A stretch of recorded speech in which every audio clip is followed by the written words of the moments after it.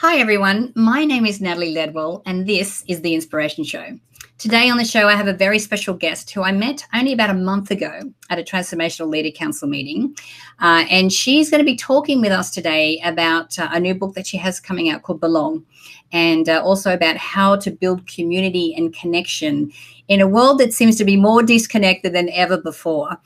So before I introduce my special guest, I just want to remind you that once the show is finished, don't forget to click the link below this video so you can download the free ebook version of my best-selling book, In Your Wildest Dreams. So please let me introduce my special guest, Radha Agrawal. How are you, Radha? I'm so great, Natalie. It's wonderful to be here. Thank you for having me. It's wonderful to see you here.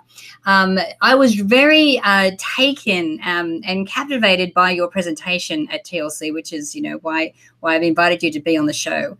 And your new book, like I said, Belong, is really all about how we can create connection and community. But before we get into talking about that, why don't we talk a little bit about your background and your story and how you got to this point? Absolutely. So, and I've been sort of building communities, architecting communities for my entire career. And, it started out really social enterprises that I started with, with my sister and trying to solve different problems. So one of them was I started an underwear company with my sister called Thinks to solve our menstruation issues, to really help women manage their menstruation and their periods. I started a children's nutrition education company called Super Sprouts to help mothers, teachers, parents really teach their kids the joys of eating their vegetables. And then most recently with Daybreaker, I realized that we are in a crisis of isolation. We're really in a crisis of disconnection.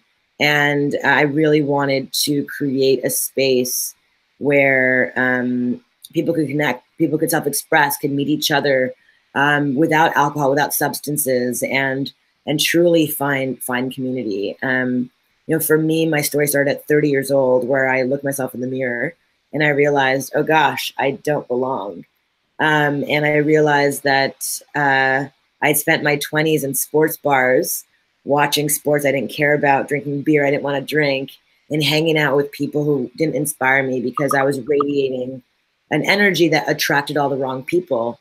So when I turned 30, and by the way, this can happen at so many inflection points in our lives. When we go to college, when we start a new job, when we move to a new city, we can look ourselves in the mirror and realize, oh my gosh, I don't know what my people are, or I'm having to start all over again. And it's scary every single time.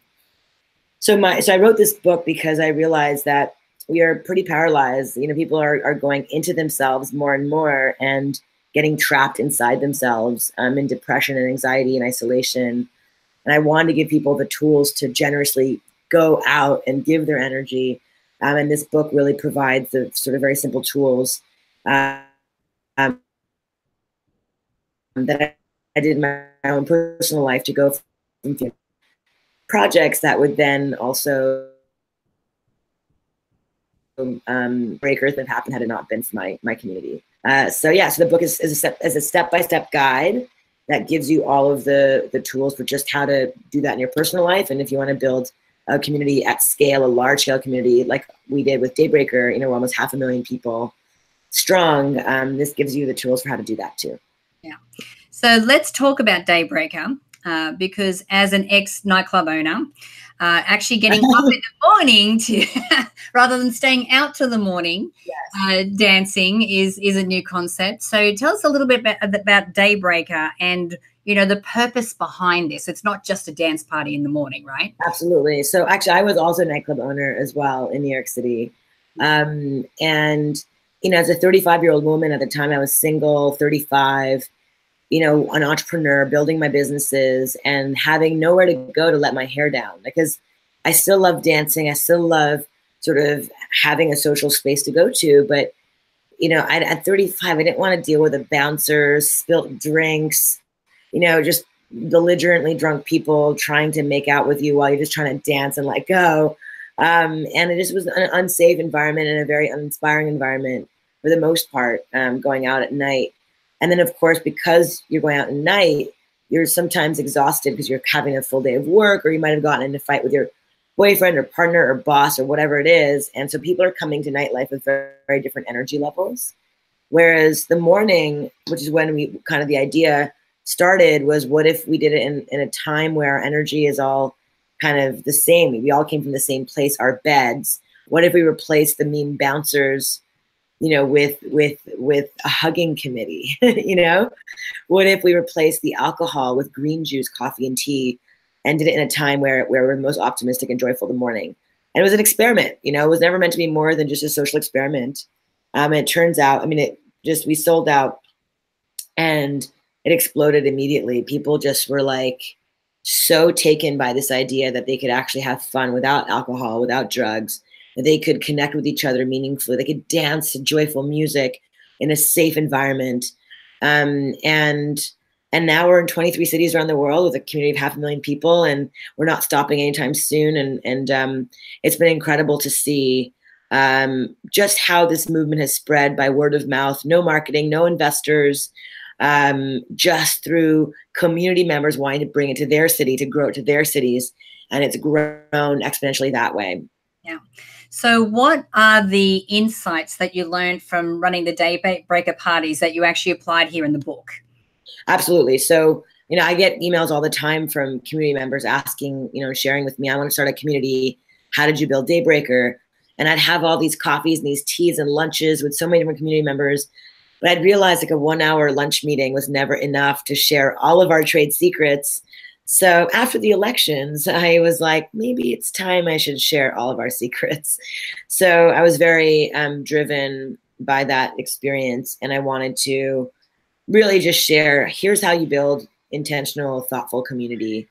And so some of the insights that I share in the book is exactly how we built Daybreaker from 0 to 500,000 people, how we think about designing human experiences, experience design, how we sort of think about sort of our brain chemistry as we go to events or as we go to human experiences. Like, what are people actually experiencing in their, what brain chemicals are they releasing that makes the experience meaningful and memorable and shareable? So much of how we design human experiences requires a lot of intention and thought, and all of that I put in the book. Right, absolutely. So what do you see as the benefits of being able to create a community like this? Oh my gosh. I mean, again, here's 3 crazy stats for you. 1 in 4 Americans have 0 friends to confide in, and this number has tripled in the last 30 years. Right. So the one benefit is to create an environment people can meet each other and connect. And I have thousands and thousands of messages, Instagram posts, social media letters from community members sharing how they made their best friend, they found their lover, they found their business partner, they found their tribe at Daybreaker. So step 1 is you can actually change people's lives dramatically, including your own. It changed my life in the most incredible ways. The second thing is, I came out with a study that shared that weak social ties, having poor connection, has as harmful to your physical health as being an alcoholic, and twice as harmful as obesity. And so actually having human to human connections and interactions is vital for our health and wellness. So that's a big core value at Daybreaker, is to provide health and wellness both to ourselves and to the world at large. And lastly, it's this idea that when we think of having fun right now in this country, there's a codependence between having fun, right? Having fun and drugs and alcohol. In order for me to have fun, I need to have a drink in my hand, right? Or I need to be hopped up on some new designer drug. And one of the things when you design human experiences is that when you gather people, you're helping them release their natural highs, what I call your dose, your dopamine, your oxytocin, your serotonin, and your endorphins in a natural way. Right. So lots of scientific benefits. Right. So who do you think will benefit most from reading Belong? Oh my gosh. Anyone who's asking themselves, where the heck do I find my people? Right. I just moved to a new city. I just got divorced. I just had a heartbreak. I just started school. I just built my first business, and I don't know how to, build a community on my first business. I'm a musician and an artist. How do I get people to care about my music?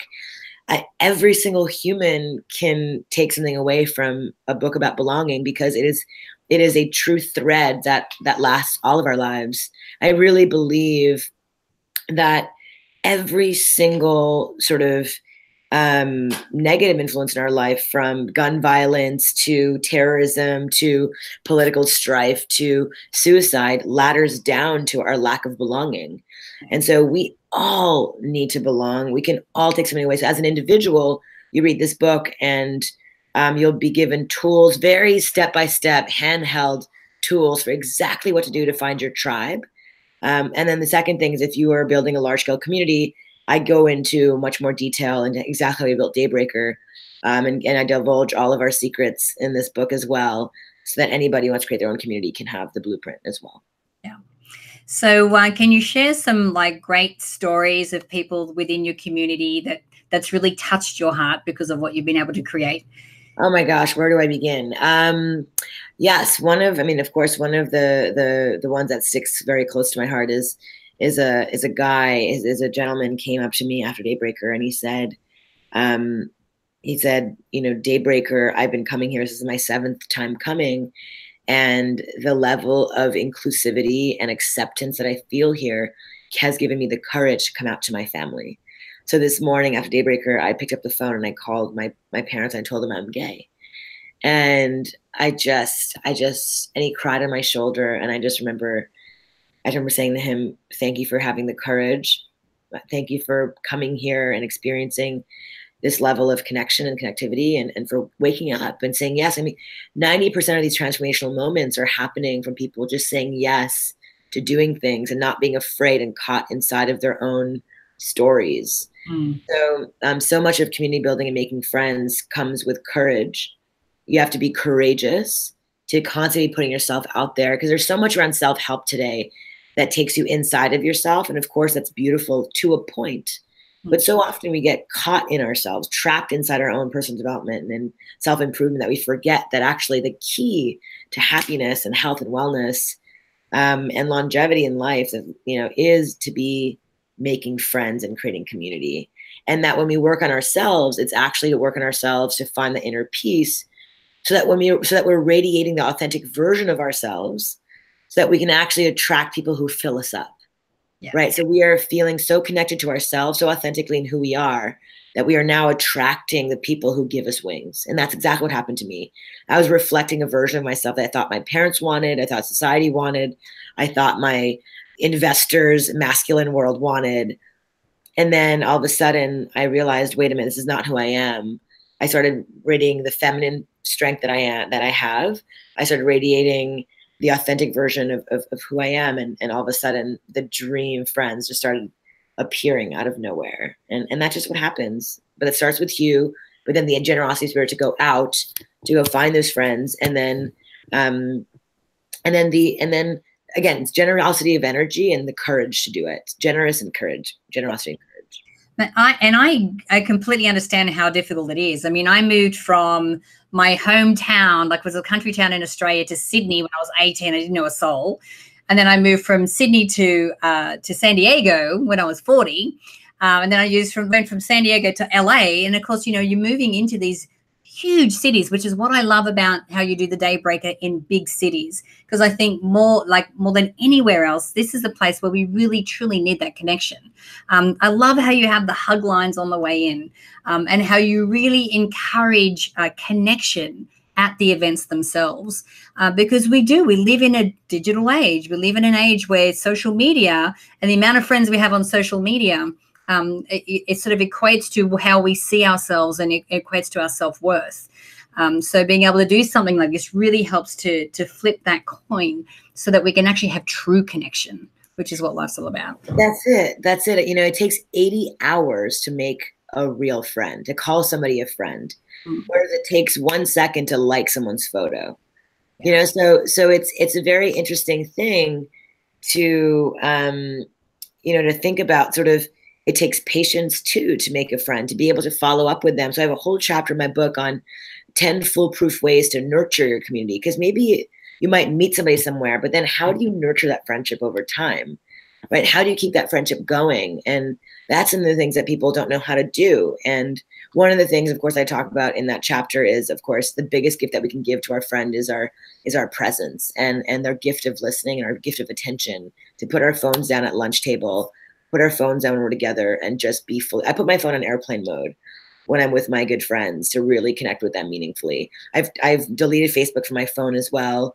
I have a lot of these tips and tricks I have in my book as well, of how I've set up my life and created boundaries for myself so that I'm not distracted by the slot machine that is our cell phone. Our cell phones are these digital slot machines that we carry in our pocket, and these app developers have figured out that the ding is an addictive sound that makes you want to go and look at your phone. So it takes 15 minutes, they say, to go from being distracted back into flow state. And so it's a very sort of beautiful device in your pocket that gives you access to unlimited knowledge, unlimited sort of access to other humans. But it also requires that we define and create boundaries for ourselves. And right now it's like giving a 5-year-old keys to Maserati without giving them any instruction on how to drive a car. So it's really on each and every one of us to educate each other, educate ourselves, define our own boundaries, create a contract for ourselves. Like what my partner and I have done is we've created a contract, a love contract even, that says, twice a week we're going to have sex, and once a week we're going to clean the house. And, we've really created these boundaries for ourselves. And it sounds prescriptive, but in today's sort of world, when it comes to all the distractions that exist, we have to commit to that for ourselves. And that way we can give to each other even more meaningfully and authentically. No, I agree. And I love how you've put this book together. And honestly, if you're watching this show and you're feeling a little disconnected, you've gone through a transition, whether that is, a transition in work or where you live, or, your kids have gone to college, or whatever that is, Belong is going to be an amazing book to really help you find your community, find people that have, similarities to you, find where you belong, and really can create a life of love and connection. So Radha, thank you so much for being with me today. I really enjoyed chatting with you. Natalie, it's been so fun. And I wish I feel like the fact that you had the courage to go from Sydney to San Diego at 40, start all over, that's the kind of stuff that's why I wrote this book, is for you. It's for all of those sort of community members who have the courage to move to a new city, but then they land and they're like, oh, right, I have to start the friend thing. How do I do it? And so, your courage to do that, to be an explorer of the world, makes your life richer. And then now to have friendships at every level of these new moments in life is even more exciting and meaningful. So where can we send people to connect with you and get their hands on the book?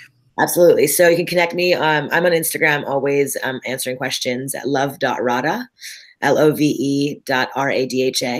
And then to learn about the book, it's at belongbook.com. And then if you want to come dance with us at Daybreaker, we're launching San Diego actually in a few weeks. We're in 15 US cities or 23 cities around the world. So you can go on daybreaker.com. You can find your city in the drop-down menu, put your email address in, and you'll start getting our secret invitations. Because we don't do any advertising. It's all word of mouth. That's wonderful. Well, thanks again, Radha. And congratulations on the book and everything that you're doing.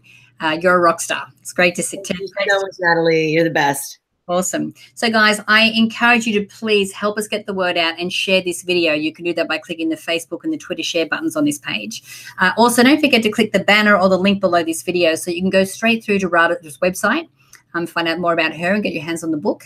And after all of that is over, don't forget to click the link below that so you can download the free ebook version of my best-selling book, Never in Your Wildest Dreams. So until next time, remember to live large, choose courageously, and love without limits. We'll see you soon.